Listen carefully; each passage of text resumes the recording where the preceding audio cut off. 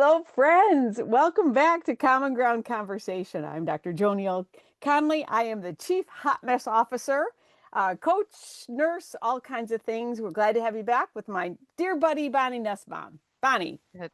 Hi there. I'm Dr. Bonnie Nussbaum. I'm a holistic coach and clinical psychologist, and we've got some amazing things to discuss today. Yeah. And for those of you who didn't watch our first episode on grief, we'll make sure that it gets tagged in here. But we have had such outpouring from folks who have watched that episode. And one thing about Bonnie and I, we get on this call and go, "What are we going to talk about today?" And it just magically flows because Yes. we are in sync on a lot of things, and we're working through a lot of life issues together, which I'm sure you are too. So our most previous episode, we decided we would talk about the concept of grief. And it has evolved into more than what we normally consider grief. We think about Mhm. grief being loss of a loved one, loss of a parent or a child or a pet, some living object. And what this conversation has evolved into is that it's a lot of other things. And that's a conversation we had in our last episode. But Yes. Bonnie holds a conversation on one Sunday a month. And there were several ladies there as we were talking about, in particular, aging parents and grief, and that Mhm. our country doesn't do a really good job of that. Not at all. And Bonnie We had expect recommended, people to get over it. yeah. And Yeah. it also expects the individual who's navigating their own passing, their own to have some sort of special knowledge to navigate it, Wisdom. wisdom. Right. And Yes. Bonnie had recommended a book called Being Mortal, and I was Mhm. up there. It is. Yeah. So let's kind of, before we get to that, let's talk about some of the things that led you to the place where you were talking about in the book the other day. And interestingly, the man who writes it is a physician, and but he was talking about it also from the personal perspective of his dad dying. And I feel like for a lot of us, that's where we get brought into something is when it's affecting our own lives. Mm-hmm. And many of you know that I am a caregiver for my 90-year-old father. And so walking this walk has been interesting. Um, Discerning who are the people who get it, likely because they're walking it also Yeah. in some way. Um, but I mean, there's so much stuff. I would just before we jumped on to film this, I was watching a video of a young woman that lives in Denmark, and she is an influencer and she posts every week, and I look forward to her videos. She's a 30 something. And she did a little 12-minute video. Usually her videos come out on Friday, and I'm like, "Ooh, it's Tuesday. Why are we getting a video?" And she's stating with that underpinning of grief that she's realized that what she is doing, she launches a clothing um, Ah. drop once a week. She does a video for this particular platform once a week. And she said, I have realized it's not sustainable. Oh, And wow. so she's talking about don't expect it to be every week now. Expect it to be whatever it is. But you can tell that there's a loss in there. She's not able to do what she thought she would be able to do. And I think navigating through adulthood, your life can take twists and turns and things that you didn't anticipate. And earlier, when one of Leslie's friends was having a conversation that her older sister was really being angry with her, and I said, here's the deal, Sarah. Your path is wide open right now. You're just graduated from college. Your older sister's path has narrowed. She's made choices. She's gotten married. She's had children. She's treating you badly because she doesn't appreciating her life choices. And Mhm. that is, I also feel like when you come to this realization that that door shut and it's not opening Mhm. again, Mhm. and that's a loss, and that's a grief. And Yes. coming And to that the, happens in so many yeah, ways. yeah. To the person, I think I could ask anybody I know, Has your life turned out exactly as you Yeah. thought it would when you were a kid? Nobody says No. yes. No. Nobody. Mm-mm. Mm-mm. Yeah, So no. there are losses there. And we all tended to have dreamed really big. I'm going to be an astronaut. I'm going to be Miss America. I'm going to be, an Olympic whatever. And we end up being who we are. Yeah, and finding happiness in that Mm, of who we mhm, turned out to be. And whatever method you use, faith or whatever belief system you ascribe to, if you get to that place where I'm where I'm supposed to be, mhm. I'm where I'm supposed to be. And I have one sitting on my desk here that says, if it's meant to be, let the perfect conditions come. Otherwise, let me be content where I am. And content is never a word I think anybody would have Yeah. applied to me. No. And just so So, y'all know that we didn't plan that with her, that on her desk. It just so happened to no, be but there. this is how things unfold. The Yeah. same way this book coming into my life, Go ahead. Yeah. my sister had read it and she said, because we were having disagreements about how we were managing things with dad, and she handed the book to me and she said, this is kind of where I'm coming from at this point. And I'm like, so the biggest thing that I think I took away from this book was how most of the systems that we have for dealing with aging, infirmity, death, dying, the whole enchilada have to do with keeping the family members happy and comfortable as Mm, opposed to the person in question. And so he makes a very strong case for we focus on safety. How are we going to keep dad safe? Stay off the ladders, stop using power tools, no more driving, blah blah blah blah blah. And he's talking about the most important thing is a sense of purpose. mhm, What mm. sense of purpose can people have as they age? Mhm. I think I was because I woke up last night in the middle of the night and popped in the audiobook of that. And my husband and I have been wrestling is my husband is a CEO of an organization that has a senior living facility.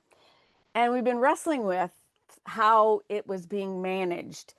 And it came to me during the night that, and in this book it talked about, is that we so often use a medical model of this Mhm. versus a living model. Like, how do Yes, we help and I woke up a this morning, biopsychosocial model. Let's all of that. Yeah, spiritual. Yeah, And when you're in that medical model, you're going to it's very cut and dried and prescriptive, and this happens and this happens. And if you're in a living model where we're going to help this individual live, it's right. Do you want totally, this to happen? Okay, totally. no. Your answer is no. Now what do we do? Yeah. But it Yeah. has to do with how caregivers view the situation, how Hmm. organizations view instead of contracting, let's expand to where, Yeah. and the other piece of it, I found out, I was reading about the lady who had created the assisted living model. Model. Yes, Yes. that was fascinating to me, and how Yes. And what she we have now is not is that not, model. is not at all, which is what I got up this morning and go, Bob, I have to tell you this. Kind of a thing you need to hear.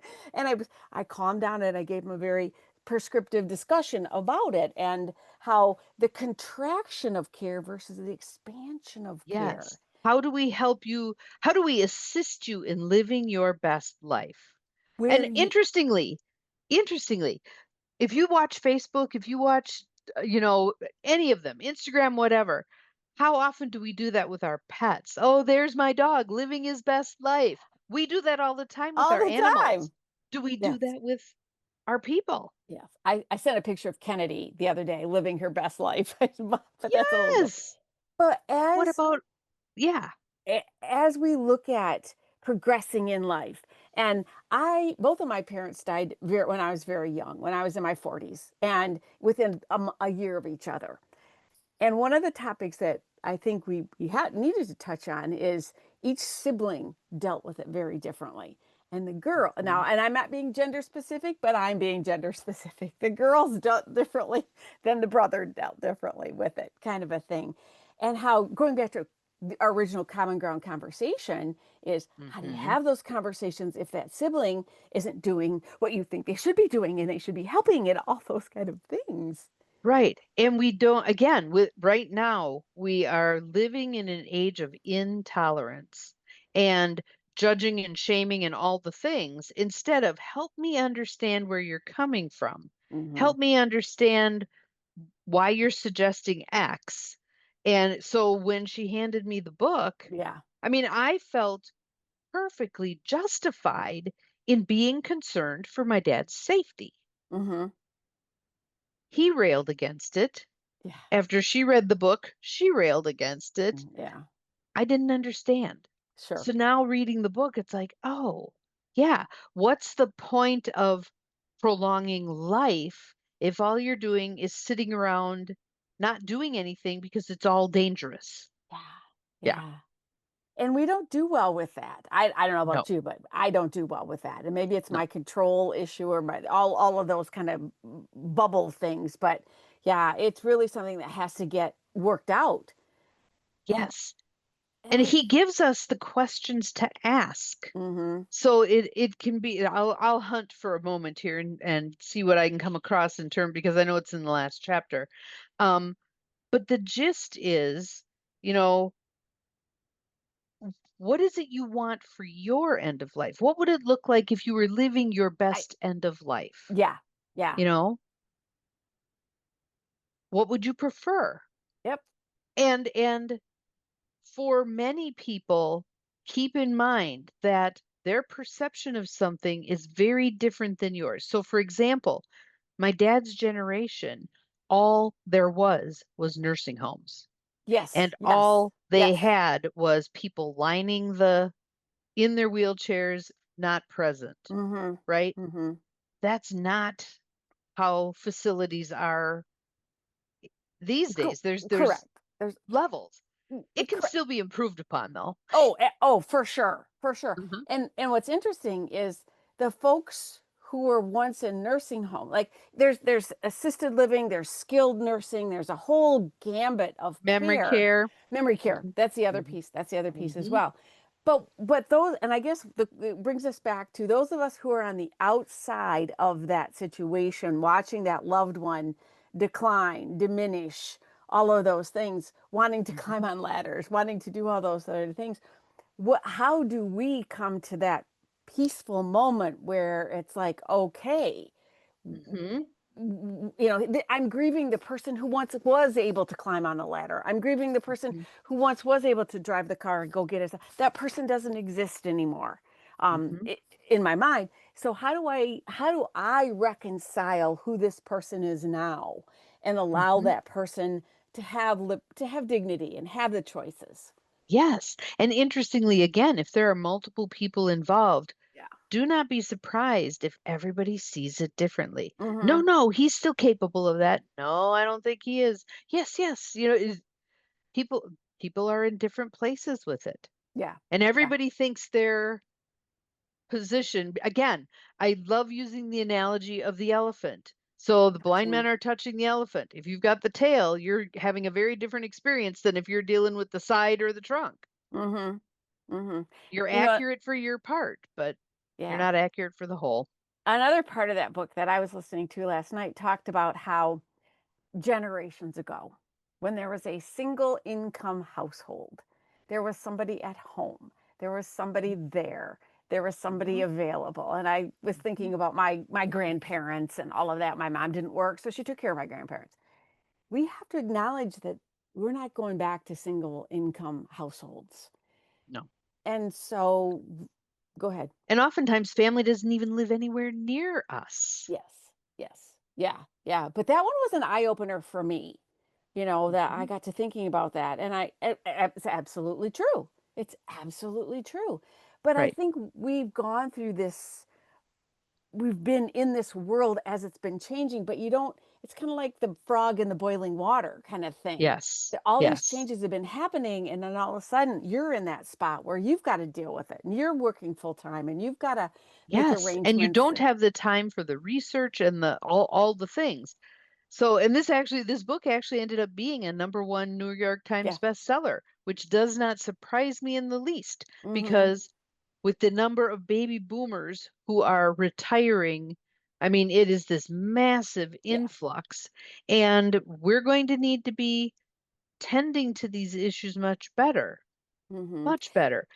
So let's bring it back to the common ground. Like, how do you have the conversations with the loved one and the siblings and Mhm. the places where you're not comfortable or you're not comfortable, uncomfortable. Either way, how do you Yes. open up those conversations when one sibling wants this and you want that, and there's dad in the middle and all of that? I think there's a couple of huge pieces. One huge piece is acknowledge your own discomfort. Mm-hmm. Mom, this is really uncomfortable to talk about, but I feel like it's so important. Are you okay with me asking you some questions? You know, Mm-hmm. and I remember a friend of mine saying that when she brought that up with her mother, who was already in a facility and was a nurse, had cancer, knew she was dying, Mm-hmm. when this person first brought it up, she kind of got the eyebrows. But as they worked through it, and then she Mm-hmm. said after the fact, I was so glad I was willing to be uncomfortable and ask her the questions. Yeah. And sometimes you get help with it. So Mm. if you have palliative care Yeah. nurse Yes. involved, they will ask the hard questions. And Yeah. sometimes, as in this case, they'll get answers when we won't. Ah. Oh. Okay. I I was think. quite pleased with she could Well. ask a variety of questions like the do not resuscitate. Yeah. He answered her, he wouldn't answer us. So I guess that leads us to there are experts in the field to help us. Yes, yes. But again, if you only tune into that when a crisis happens, your Yeah. person has fallen, your person's had a heart attack, Yeah. whatever it is, then you're behind the eight ball. Then you're scrambling, trying to, where is there even a bed open? And, Oh yeah. oh man, they can't talk anymore. How am I going to know what it is that they want? Please have the conversations ahead of time. And one way to go about it is, hey, I listened to this thing called Common Ground Conversations, Conversations. and they were talking about death and dying and being mortal and what matters in the end. So I want Mm-hmm. to know what matters in the end for Yeah. you. Yeah. Ask Well, the question. ask the questions. Yesterday Bob and I were having taking it. It was a beautiful afternoon, and I It said, was "So gorgeous. I know where you want to be buried, but what do you want your service to look like?" Yes. you know, What music do you want I did. played? I said all that. Yes. Yeah. And the other piece of it too is that and I'm being transparent, we don't have the will situation. He goes, well, we only need a will if one of us leaves it. I go, we're getting a will. We're getting a will. We're getting this taken care of. And that Mhm. goes back to that denial kind of a Yes. thing. Yeah. Yeah. And there's so many pieces of that that are so important. And when you work your way through the living will and powers of attorney and all the things, do not resuscitate, all that Mm-hmm. stuff, Mm-hmm. then you get a real sense of, first of all, the people you were thinking of putting on your paperwork, are they aligned with what you want to do? What Because you if want. they're not aligned, don't be putting them on your paperwork, Yeah. you Yeah. know? Yeah. But even when so let's say you're 85 and you're still pretty vibrant, but you really can't be living on your own Mm-hmm. anymore.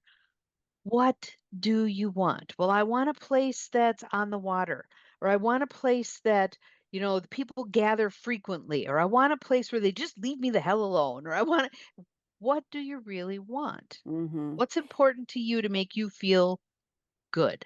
Yeah. So when we were having this conversation about death and dying, I shared a story of years ago. I was a house supervisor at Pontiac General, and Jack Kevorkian was on a hunger strike. And they brought him into the emergency room. He got admitted to the ICU. And as a house supervisor, I was making rounds and I sat and I chatted with him. And for those of some of you who are younger, don't remember that there was not assisted suicide. And this is He in was very Michigan, controversial. very controversial. They put him in jail and all kinds of things and all of People that. viewed him as a pariah. Yes. And Yeah. I have to tell you, I don't think I've ever met a kinder man in my life. We just sat there and he said, I don't want people to suffer. I want them to have some control. I want them to be able to Be able to make choices. make Yes. decisions. And Mhm. I'm not saying that that's for I'm not plus or minus any of that, but I do want to say that at least be open, at least have some conversation, at least know when Right. when is it time? And there are states Yeah. where you can have assisted suicide. Yeah. Interestingly, I have a friend who lives in Nova Scotia, Yeah. and she and I and another woman who was in Ireland were on a Zoom call, and she just very matter of factly said, "Oh, well, next Wednesday, my mother is being euthanized." Yeah. And we're like, Yeah. and so I ca- tell us more. Yeah. Yeah. Yeah. Yeah. Yeah. Physically, she had deteriorated to the point where she was in chronic pain. Oh. Death was imminent anyway. It may have Mm-hmm. been, quite a few months yet, but she was choosing not to suffer for those months, Yeah. but to make the decision with her doctor to Mm-hmm. leave the planet. And Yeah. I thought, how humane. We do that for our animals. We don't do Yeah. that for our humans. Because I remember when my dad was, this sounds nurse talk, circle in the drain kind of a thing. Yeah. End of And I, life. Yes. end of life. And I was like watching every breath. And I went, I know now why people call Jack Kevorkian kind of a thing. It was just Mhm. excruciating for, It's a roller coaster. oh, You yeah. think you think that's it, and then all of a sudden there's another Yeah. breath. Yeah. And yeah. So take it back to people whose family they just don't see eye to eye. And they're Mhm. not. And how do you reconcile that? I think I call it seeding, seeding. Sometimes you just seed the conversation. So instead of let's sit down and have a conversation about X, you just say a little something and it's like planting a seed. And you say a little something more and it's planting a seed. So I'll just give you, for instance, from my family. When my parents got to the point where they decided no, they did not want to be embalmed and buried, they wanted to be cremated. They're Catholic. Mm. Um, that, as my father would say, went over like a fart in church with some of the other family members who were still Yeah. staunchly in the place of nope, you've got to. Hmm. So, but planting the seeds, having the conversation, giving them time to have their reactions to whatever they're going to have their Yeah. reactions to, and but you still decide. So if you're finding that a family member that you were hoping could be your person, you can ask a friend, you can ask a Yeah. coworker, make sure that person knows what you're truly asking of them, Hmm. but you can have someone other than a family member. Hmm. Hmm. So what if there's a family blow up over all of it? Brother and sister just stop talking over all of it. And Mhm. this is like the family dinner, the Thanksgiving dinner when this one sees Republican and Democrat, mom alive, mom dead, and such a commotion occurs. What do you Mhm. do then? I am one of those people who calls out the pink elephant in the living room. Hmm. Look, you guys, I'm really Yeah. sad that you're at odds over this. I'm hoping we can honor mom and honor her wishes. Yeah. And it's not going to meet your needs or my needs, but it is going to meet her needs. Can we Bingo. cause Bingo. a little bit, can we have a truce here? Yeah. This is about mom. Yeah. That's exactly where you need to get to. That's Yeah. exactly where you need to get to. And it may not work. Someone may still say, forget it, I'm not talking to you about this at all. Their choice. Yeah. Let them. Let Let them. them. Let them. Yes. So what are our takeaways from this particular episode? So many. I know. Have the difficult Yes. conversations. Use us as your guinea pigs, or your I listened to this thing and they were Catalyst. talking about, yeah, catalyst. That's a Catalyst. lovely word. Mm-hmm. They were talking about it. Can we talk about this? Plant Mm-hmm. seeds. If the Yeah. first answer is no, I don't want to talk about it. Okay, well, when you're ready, let me know. Leave it alone for a while. Yeah. Yeah. You can And revisit. You can speak your own truth. Here's what I want. yeah. I don't need to hear this. Well, I want you to know what I want. And I think, I don't think any parent wants their kid fighting over their demise or any of that sort of No. stuff. I think that's a heartbreaking situation to be in. And so I think, Mhm. sometimes you gotta bite your tongue, you gotta give, you gotta take, you gotta do, you gotta make it through kind of Take a a thing. step back, get Hmm. some perspective, because again, I felt like the safety perspective was so important. Yeah. And after reading the book, I realized it's far less important than I thought it was. Yeah, Yeah. for sure. The For other sure. piece, the other little piece that I would throw in here as a divorced person is Oh, with children. When yeah. they turn 18, encourage them to Yeah. get their own documents, especially the power of attorney for healthcare, Yeah. filled out, and all of the pieces that they need. Because what I said to my children was, your dad's last name is the same as yours. Mine is different. Yeah. And they may find him before they find me if God forbid something happened to you. And he thinks you need your organs in the afterlife. And my son said, well, I've got the little thing on my driver's license.